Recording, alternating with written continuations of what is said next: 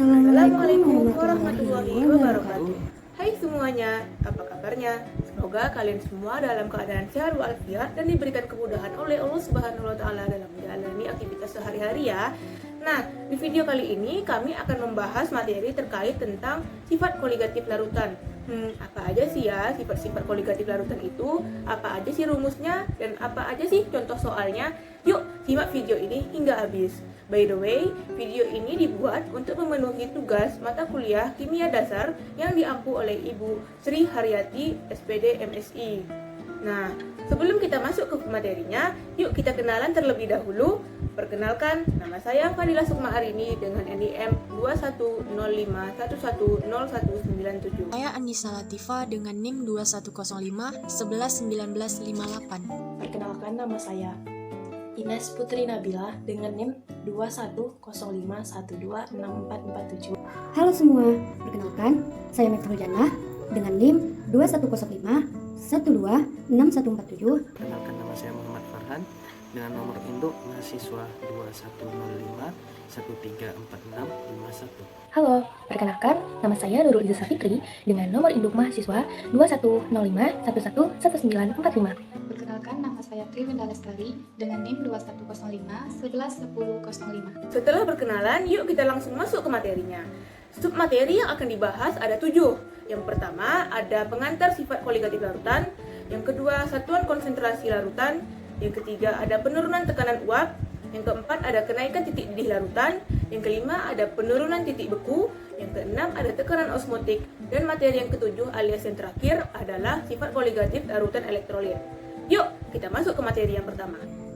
Jika suatu zat dilarutkan ke dalam suatu pelarut, sifat fisis misalnya seperti titik didih, titik lebur, dan tekanan uap akan mengalami perubahan. Dengan memperhatikan tekanan uap, titik didih, dan titik lebur air murni, apa yang dapat disimpulkan terkait dengan adanya zat terlarut terhadap tekanan uap air, titik didih, dan titik lebur? Hal apa yang berpengaruh terhadap tekanan uap, titik didih, dan titik lebur air apabila ke dalam air ditambahkan zat terlarut?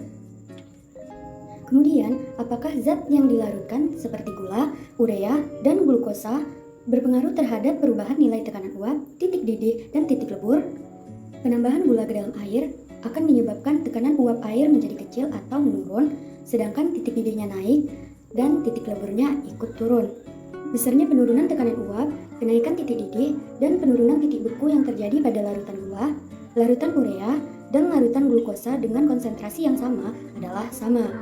Penurunan tekanan uap, kenaikan titik didih, dan penurunan titik beku semakin besar jika jumlah zat yang ditambahkan semakin banyak, atau bisa dikatakan konsentrasi atau molalitas larutan semakin besar. Penurunan tekanan uap, kenaikan titik didih, dan penurunan titik beku merupakan sifat koligatif larutan, yaitu sifat larutan yang hanya ditentukan atau dipengaruhi oleh jumlah partikel zat terlarut. Selain ketiga sifat yang saya sebutkan tadi, tekanan osmotik juga termasuk ke dalam sifat koligatif larutan. Jadi, sifat koligatif larutan itu ada 4 macam. Yang pertama, penurunan tekanan uap. Yang kedua, kenaikan titik didih. Yang ketiga, penurunan titik beku. Dan yang keempat, tekanan osmotik. Satuan konsentrasi larutan yang terkait dengan sifat koligatif larutan terbagi menjadi 3. Yang pertama, ada molaritas yang dilambangkan dengan huruf M besar. Molaritas menyatakan banyaknya mol zat terlarut di dalam 1 liter larutan. Di dalam 1 liter larutan tersebut sudah terdapat zat larut dan zat terlarut. Contohnya, dalam suatu wadah bertuliskan larutan NaCl 1 mol. Maksudnya, di dalam 1 liter larutan air terdapat 1 mol larutan NaCl.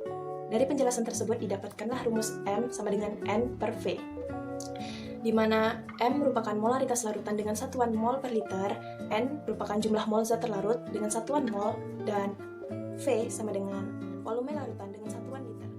Contoh soalnya, hitunglah konsentrasi larutan yang dibuat dari 2 gram kristal natrium hidroksida yang dilarutkan ke dalam air hingga volumenya 500 ml dengan molekul relatif natrium hidroksida sebanyak 4. Nah, dikarenakan jumlah mol zat terlarutnya belum diketahui, maka kita cari menggunakan rumus N sama dengan gram per ml. Nah, N itu merupakan jumlah mol zat terlarut, sedangkan ml merupakan molekul relatif dengan satuan gram per mol. Diketahui dari soal, terdapat 2 gram kristal natrium hidroksida, maka masukkanlah 2 gram tersebut. Lalu terdapat molekul relatif natrium hidroksidanya sebanyak 40, maka masukkanlah ke dalam molekul relatifnya. Jadi, jumlah mol zat terlarut sama dengan 2 gram per 40 gram per mol, maka didapatkanlah hasilnya sebanyak 0,05 mol. Lalu selanjutnya, volumenya diketahui 500 ml. Karena satuan volumenya liter, maka mililiter tersebut diubah menjadi liter. Didapatkanlah volumenya sebesar 0,5 liter. Selanjutnya dimasukkan ke rumus M sama dengan N per V. Nah, N-nya bernilai 0,05 mol, sedangkan V-nya 0,5 liter. Nah, jadi M sama dengan 0,05 mol per 0,5 liter. Didapatkanlah hasilnya sebanyak 0,1 mol. Kedua, molalitas yang dilambangkan dengan huruf M kecil. Molalitas menyatakan banyaknya mol zat terlarut di dalam setiap 1000 gram atau 1 kg pelarut. Contohnya, di dalam sebuah wadah bertuliskan larutan HCl sebesar 2 molalitas. Maksudnya, ada 2 mol HCl di dalam 1 kg atau 1000 gram air. Maka, dari penjelasan tersebut didapatkan rumus M sama dengan jumlah mol zat terlarut per pelarut. Nah, rumus tersebut untuk pelarut dengan satuan kilogram. Sedangkan yang kedua, untuk rumus dengan pelarut dengan satuan gram, yaitu M sama dengan jumlah mol zat terlarut dikali 1000 per pelarut. Contoh soalnya, hitunglah molalitas larutan yang terjadi apabila 24 gram kristal magnesium sulfat dilarutkan dalam 400 gram air dengan molekul relatif magnesium sulfatnya sebanyak. Karena jumlah mol zat terlarutnya tidak diketahui, maka kita cari menggunakan rumus N sama dengan gram per ml. Nah, diketahui dari soal, gramnya sebanyak 24 gram dan molekul relatifnya sebesar 120 gram. Maka masukkan ke rumus N sama dengan 24 gram per 120 gram per mol. Maka didapatkanlah hasilnya sebanyak 0,2 mol. Lalu, diketahui dari soal, nilai dari pelarutnya sebesar 400 gram. Maka, masukkanlah ke rumus yang pelarutnya dengan satuannya yaitu gram. Maka M sama dengan 0,2 mol dikali 1000 gram per 400 gram. Didapatkanlah hasil dari molalitasnya yaitu sebesar 0,5 molar. Yang ketiga, fraksi mol yang dilambangkan dengan huruf X besar. Fraksi mol suatu zat di dalam suatu larutan menyatakan perbandingan banyaknya mol zat tersebut terhadap jumlah mol seluruh komponen dalam larutan. Dari penjelasan tersebut didapatkanlah rumus yang pertama, XA sama dengan NA per NA tambah NB, dan rumus yang kedua, XB sama dengan NB per NA ditambah NB. Apabila fraksi mol masing-masing zat yang ada di dalam larutan dijumlahkan, secara keseluruhan nilainya adalah 1. Dapat dijabarkan dengan rumus yang ketiga ini, yaitu XA ditambah XB sama dengan 1. Adapun keterangan dari rumus-rumus tersebut yaitu NA sama dengan zat A, NB sama dengan zat B, XA sama dengan fraksi mol A, sedangkan XB sama dengan fraksi mol B. Contoh soal dari fraksi mol yaitu, hitunglah fraksi mol glukosa di dalam larutan glukosa 36% dengan molekul relatif glukosa sebanyak 180 dan molekul relatif air sebanyak 80. Anggaplah seluruh massa larutan sebesar 100 gram. Sehingga larutan glukosa sebesar 36% dikurangi dengan 100 gram seluruh massa larutan, sehingga didapatkanlah 36 gram massa glukosa. Untuk mendapatkan massa air, maka dikurangin seluruh massa larutan dikurang massa glukosa, yaitu 100 gram dikurang 36 gram, menghasilkan 64 gram massa. Selanjutnya, mencari nilai masing-masing jumlah mol zat air dan glukosa. Jumlah mol zat glukosa sama dengan 36 gram per 180 gram per mol, didapatkanlah hasil 0,2 mol. Lalu, jumlah mol zat air sama dengan 64 gram per 18 gram per mol sama dengan 3,56. Maka masukkanlah ke rumus fraksi mol. Nah, pertama, fraksi mol glukosa sama dengan 0,2 mol per 0,2 ditambah 3,56 mol, sama dengan 0,053. Selanjutnya, untuk fraksi mol air sama dengan 3,56 mol per 0,2 ditambah 3,56 mol, sama dengan 0,947. Pengertian penurunan tekanan uap adalah selisih tekanan uap suatu larutan dengan pelarut murninya yang diakibatkan adanya partikel-partikel zat terlarut yang menghalangi proses penguapan suatu pelarut. Tekanan uap itu sendiri berkaitan dengan kemudahan suatu pelarut untuk menguap. Hal ini tergantung dari gaya tarik-menarik antar partikel itu sendiri. Jika gaya tarik-menarik antar partikel lebih kuat daripada partikel sejenis, yaitu pelarut atau zat terlarut, maka tekanan uap larutan rendah, karena pelarut sulit untuk menguap. Hal ini juga berlaku sebaliknya. Besarnya tekanan uap jenuh larutan dibanding dengan selisih dari tekanan uap jenuh pelarut murni, P0 dengan tekanan uap larutan, P. Tekanan uap larutan ideal dapat dihitung berdasarkan hukum Raoult yang berbunyi, tiap komponen dalam satu larutan melakukan tekanan yang sama dan fraksi mol kali tekanan uap dari komponen pelarut murni. Seperti contoh yang dapat kita lihat di bawah. Nah, berikutnya adalah hubungan tekanan uap jenuh larutan dengan tekanan uap jenuh komponen-komponen pada larutan ideal atau larutan encer. Dapat digambar sebagai diagram berikut. Baiklah, berikutnya adalah contoh soalnya, yaitu berapakah penurunan tekanan uap jenuh larutan untuk larutan berikut jika diketahui tekanan uap jenuh air adalah 31,82 mmHg. Soal yang A, 6 gram urea dilarutkan dalam 500 gram air. Soal yang B, 18,5 gram CaOH2 dilarutkan dalam 500 gram air. Baiklah, kita akan menjawab soal yang pertama, yaitu delta P urea. Nah, mol urea sama dengan Gr per Mr, yaitu 6 per 60. Dapat dihasilkan yaitu 0,1 molnya. Kemudian mol air yaitu 5 Gr per Mr, yaitu 500 per 18. Hasilnya kemudian yaitu 27,78 mol. Nah, fraksi mol terlarut yaitu Nt per Nt ditambah Np. Di sini yaitu 0,1 per 0,1 ditambah 27,78. Hasil yang didapatkan 3,56 kali 10 pangkat min 3. Kemudian kita dapat mencari delta P nya sekarang, yaitu fraksi mol terlarut dikali P0. Kemudian hasilnya adalah 3,56 kali 10 pangkat min 3 dikali 31,82 mmHg. Kemudian soal yang kedua, delta P CaOH2.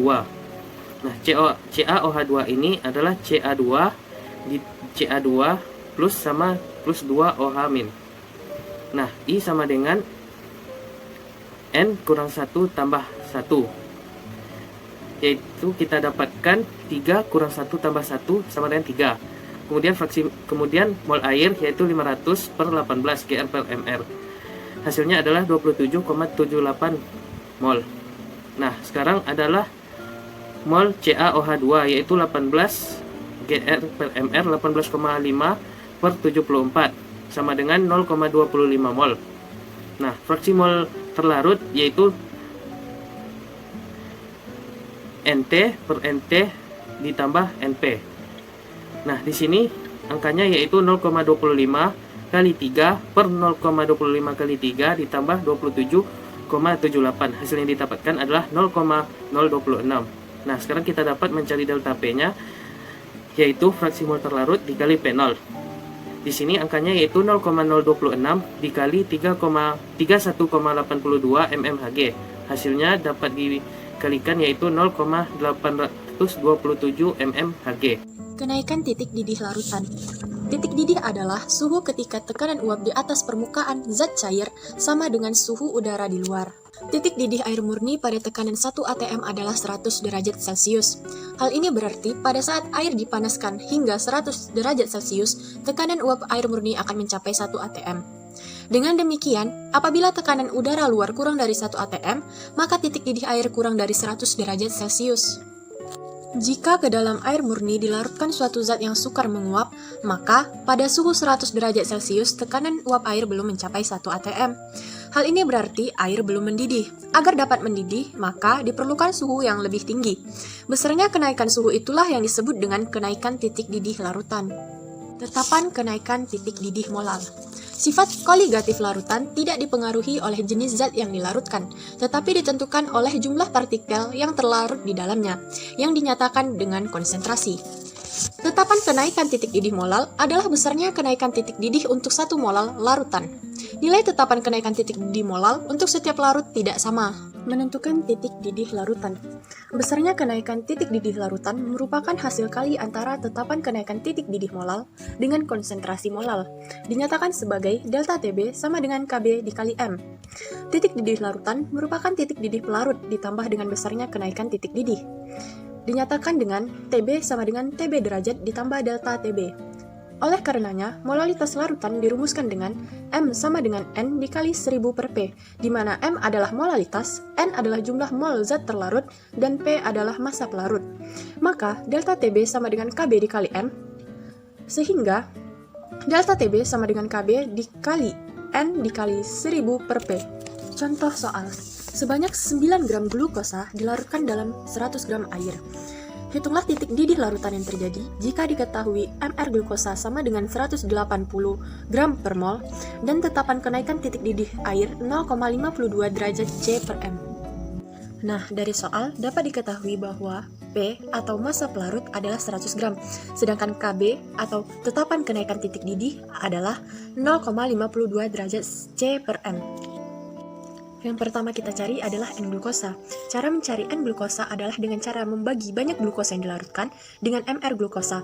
Maka, 9 gram dibagi 180 gram per mol. Hasilnya adalah 0,05 mol. Selanjutnya, kita akan mencari nilai delta Tb.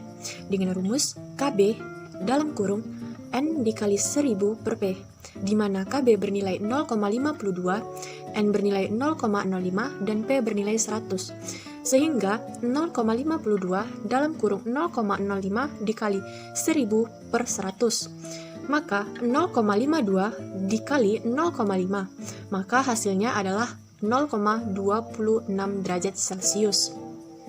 Yang terakhir adalah mencari nilai Tb dengan rumus Tb derajat ditambah delta Tb, di mana Tb derajat bernilai 100 dan delta Tb bernilai 0,26, sehingga 100 ditambah 0,26 didapatlah hasil 100,26 derajat Celcius. Materi selanjutnya yaitu penurunan titik beku atau delta Tf. Titik beku adalah suhu di mana pelarut cair dan pelarut padat berada pada kesetimbangan, sehingga tekanan uap keduanya sama. Ketika zat terlarut yang tidak mudah menguap ditambahkan ke dalam pelarut cair yang mudah menguap, maka tekanan uap larutan akan lebih rendah daripada zat pelarut murni. Akibatnya, padatan akan mencapai kesetimbangan dengan suhu yang lebih rendah daripada dengan pelarut murni. Penurunan titik beku adalah penurunan titik beku larutan akibat penambahan zat terlarut yang tidak mudah menguap. Contohnya yaitu pada penambahan garam ke dalam air, alkohol ke dalam air, atau pencampuran dua padatan seperti penonton yang menjadi obat bubuk halus. Rumus penurunan titik beku dapat ditulis dengan delta Tf sama dengan B kali Kf, dengan B merupakan molalitas larutan dan Kf merupakan konstanta penurunan titik beku. Dengan B merupakan molalitas larutan dan molalitas sendiri mempunyai rumus B sama dengan NTMP dengan satuan kilogram. Jika zat terlarut ionik, maka rumusnya adalah delta Tf sama dengan B kali Kf kali I, atau delta Tf sama dengan NTMP kali Kf kali I. Nah, contoh soalnya yaitu, berapakah titik beku larutan air jika sejumlah NaCl ditambahkan untuk membuat larutan 0,25 mili, dengan nilai Kf adalah 1,858 derajat Celcius per mili. Untuk penyelesaiannya, dari soal dapat kita ketahui bahwa nilai Kf adalah 1,858 derajat Celcius per mili dan molaritasnya adalah 0,25 mili. Dan NaCl sendiri dapat terpecah menjadi dua, yaitu Na dan Cl, sehingga nilai dari I adalah 2. Nah, sekarang kita tinggal memasukkan nilai yang kita ketahui dari soal ke dalam persamaan rumus dengan delta Tf sama dengan I kali Kf kali molaritas. Delta Tf sama dengan 2 dikali 1,858 derajat Celcius per mili dikali 0,25 mili. Delta Tf sama dengan 0,93 derajat Celcius. Nah, dari situ kita dapatkan bahwa perubahan titik bekunya adalah 0,93 derajat Celcius. Untuk titik beku akhirnya dapat kita tuliskan dengan 0 dikurang 0,93 derajat Celcius menjadi min 0,93 derajat Celcius.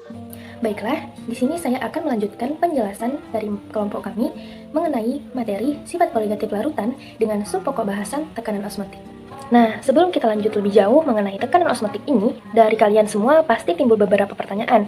Salah satunya, bagaimana sih awal sejarah ditemukannya tekanan osmotik ini? Jadi, pada tahun 1784, seorang ahli fisika Prancis menemukan suatu fenomena, yaitu kantong yang diisi sebuah alkohol, kemudian dimasukkan ke dalam air. Nah, kantong tersebut ternyata menggelembung.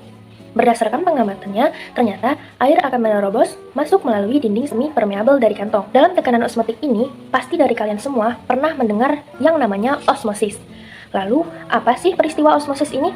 Osmosis ini adalah suatu proses bergeraknya partikel dari larutan yang lebih encer ke larutan yang lebih pekat melalui dinding semi permeabel. Itulah yang disebut dengan osmosis. Perlu kita ketahui bahwasanya tidak semua molekul atau partikel dapat melewati dinding semi permeabel. Hanya molekul atau partikel yang berukuran kecil saja yang dapat melewati pori-pori lapisan dinding semi permeabel. Lalu, apa sih bedanya osmosis dengan tekanan osmotik? Nah, coba kita perhatikan di sini. Jika dua larutan yang berbeda konsentrasi saling berhubungan dengan penyekat membran semi permeabel, maka akan terjadi kecenderungan partikel-partikel bergerak untuk mendapatkan kondisi kesetimbangan. Bagaimana caranya? Caranya, molekul-molekul yang lebih kecil dari larutan yang berkonsentrasi rendah akan menerobos masuk melalui dinding semi permeabel untuk menuju ke larutan yang lebih pekat. Proses ini ternyata menimbulkan tekanan pada dinding semi permeabel. Lalu, proses inilah yang disebut sebagai tekanan osmotik. Nah, contoh sederhananya, coba kita perhatikan gambar berikut. Dapat kita lihat di sini, pada gambar A, terdapat tabung berbentuk huruf U yang masing-masing kedua sisinya berisi cairan yang berbeda, yaitu air murni di sisi kiri tabung dan larutan yang mengandung glukosa di sisi kanan tabung. Dalam hal ini, pada tengah tabung terdapat dinding semi permeabel, dan hanya air murni saja yang dapat melewati dinding semi permeabel ini. Berikutnya, pada gambar B, terjadi proses osmosis di mana molekul-molekul air murni akan berpindah ke larutan yang mengandung glukosa melalui membran semi permeabel, hingga tercapai keadaan kesetimbangan konsentrasi di antara kedua sisi tabung U. Nah, peristiwa osmosis ini tentunya akan menyebabkan tinggi larutan di kedua sisi tabung U berubah. Lalu, bagaimana cara kita menghentikan proses osmosis ini? Peristiwa osmosis ini dapat dihentikan dengan memberikan tekanan seperti ilustrasi pada gambar C. Nah, besarnya tekanan yang harus diberikan untuk menghentikan proses osmosis inilah yang disebut dengan tekanan osmotik. Berikutnya, besarnya tekanan osmotik ini diukur dengan alat yang disebut dengan osmometer, dengan memberikan beban pada permukaan larutan yang naik sehingga menjadi sejajar dengan permukaan sebelumnya. Berdasarkan pengamatan Jacobus Henricus van Hoff, pada larutan ideal berlaku hukum gas ideal sehingga berlaku persamaan gas ideal berikut. P, V sama dengan N dikali R dikali T. Tekanannya dapat dituliskan sebagai berikut. P sama dengan N dikali R dikali T per V. Jika tekanan osmotik larutan dilambangkan dengan V, dari persamaan tersebut akan diperoleh persamaan berikut, yaitu V sama dengan N dikali R dikali T per V. Oleh karena N per V menyatakan konsentrasi suatu larutan, maka nilai tekanan osmotik suatu larutan dapat dinyatakan sebagai berikut, yaitu V sama dengan M dikali R dikali T, dengan V adalah tekanan osmotik dalam satuan atmosfer, M adalah konsentrasi molar dalam satuan molar, R adalah tetapan gas ideal yang bernilai 0,082 liter atmosfer per mol Kelvin, dan T adalah suhu mutlak dalam satuan Kelvin. Berikutnya, dalam suatu sistem osmosis, dua larutan berbeda yang mempunyai tekanan osmotik sama disebut dengan isotonis. Jika salah satu larutan mempunyai tekanan osmotik lebih tinggi dari yang lain, disebut dengan hipertonis. Lalu ada pula hipotonis. Nah, hipotonis ini berkebalikan dengan hipertonis, yaitu keadaan saat suatu larutan mempunyai tekanan osmotik lebih rendah dari yang lain. Contohnya pada gambar berikut. Nah, lalu di sini terdapat contoh soal. Soalnya yaitu, hitunglah tekanan osmotik 5,6 gram glukosa yang terlarut di dalam 500 ml larutan pada suhu 27 derajat Celcius, dengan M glukosanya sama dengan 180. Nah, bagaimana cara menjawabnya? Jadi, sebelum kita masukkan ke rumus, alangkah baiknya kita tulis terlebih dahulu apa-apa saja yang diketahui dari soal tersebut. Nah, jadi yang pertama di sini ada N glukosa, kita masukkan saja nilainya, yaitu di soal tadi 3,6 gram dibagi dengan M glukosanya diketahui 180 gram per mol. Jadi kita bagi saja 3,6 gram dibagi dengan 180 gram per mol. Hasilnya adalah 0,02 mol. Nah, setelah N glukosanya kita cari lagi V atau volumenya. Nah, di sini diketahui di dalam soal volumenya yaitu 500 mili. Sebelumnya kita harus mengubah terlebih dahulu mililiter ke liter. Bagaimana caranya? Nah, jadi 500 mili ini kita bagi dengan 1000. Jadi, didapatkanlah hasilnya yaitu 0,5 liter. Berikutnya, kita cari yang T-nya atau suhunya. Untuk suhunya, di soal diketahui dalam satuan derajat Celcius. 27 derajat Celcius, maka perlu kita konversi terlebih dahulu ke satuan Kelvin. Sehingga suhunya 27 derajat Celcius ditambah 273 Kelvin, maka hasilnya adalah 300 Kelvin. Nah, setelah semuanya diketahui, baru kita masukkan ke rumus. Rumusnya tadi sudah saya jelaskan, yaitu Pi sama dengan M dikali R dikali T. Nah, untuk M-nya yaitu N per Pi. Jadi, nilai N-nya tadi sudah kita ketahui yaitu 0,02 mol. Kita tulis saja di sini. Dibagi dengan V. V-nya tadi sudah diketahui yaitu 0,5 liter. Lalu, untuk R-nya, tadi saya sudah jelaskan bahwasanya R ini selalu bernilai 0,082 liter atmosfer per mol Kelvin. Lalu untuk T-nya, di sini sudah kita ketahui tadi suhunya atau T-nya yaitu senilai 300 Kelvin. Nah, setelah semuanya dimasukkan, baru kita bagi dulu. Yang pertama, N per P-nya kita bagi yaitu 0,02 mol dibagi dengan 0,5 liter. Didapatkan hasilnya yaitu 0,04. Lalu kita kali 0,04 ini dengan R-nya yaitu 0,082. Didapatkan hasilnya 0,00328. Nah, setelah dapat hasilnya, kita kali dengan T-nya. T-nya di sini yaitu 300 Kelvin.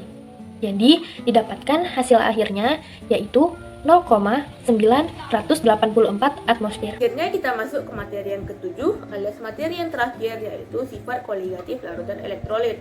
Mungkin teman-teman bertanya, apa sih makna I yang ada di rumus di materi sebelumnya? Mungkin teman-teman bingung ya. Yuk kita pelajari lebih lanjut. Sifat koligatif larutan itu ada dua jenisnya. Yang pertama untuk larutan non-elektrolit, dan yang kedua adalah untuk larutan yang elektrolit. Apa sih larutan elektrolit itu? Larutan elektrolit adalah larutan yang dapat menghasilkan arus listrik karena mengalami reaksi ionisasi, yaitu reaksi pembentukan ion-ion. Menurut Van Hoff, besarnya nilai sifat koligatif yang elektrolit lebih besar daripada nilai zat koligatif yang non-elektrolit. Pada larutan elektrolit, zat terlarut mengalami ionisasi, sehingga ada reaksinya seperti berikut. Nah, jika reaksi ini disederhanakan akan menjadi faktor Van Hoff yang diberi lambang I, dengan I sama dengan 1 ditambah buka kurung N kurang 1 tutup kurung dikali alfa, dengan N yaitu jumlah ion yang dihasilkan dari setiap satu satuan rumus kimia senyawa terlarut, dan alfa adalah derajat ionisasi untuk larutan elektrolit kuat, umumnya dianggap 1. Contoh soalnya, hitunglah titik didih dan titik beku H2SO4 0,2 M jika diketahui sebanyak 90% H2SO4 terurai dalam larutan, dengan Kf airnya itu sama dengan 1,6 derajat Celcius per M, dan Kb airnya adalah 0,52 derajat Celcius per M.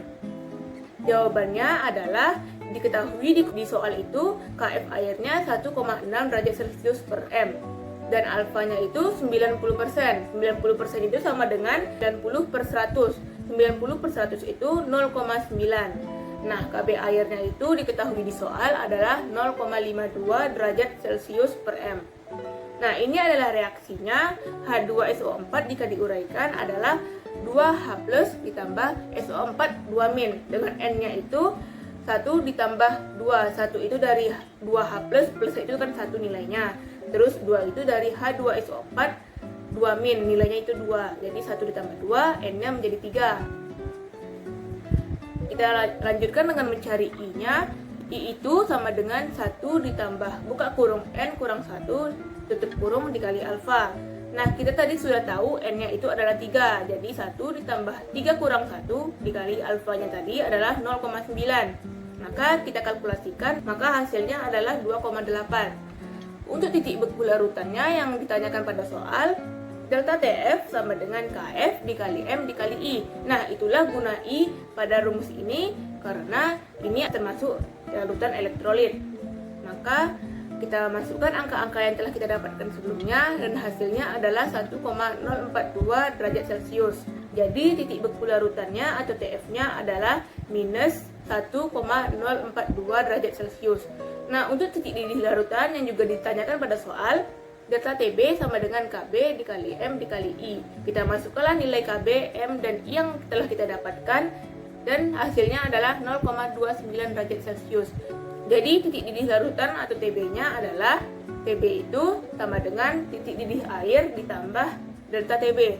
Untuk informasi, titik didih air itu adalah 100 derajat Celcius.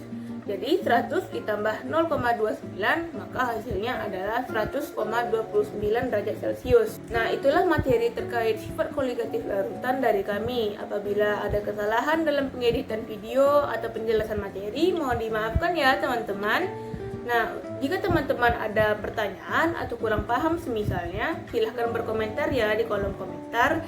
Kami ucapkan terima kasih banyak untuk teman-teman yang telah menonton video ini hingga akhir. Wassalamualaikum warahmatullahi wabarakatuh. Dadah!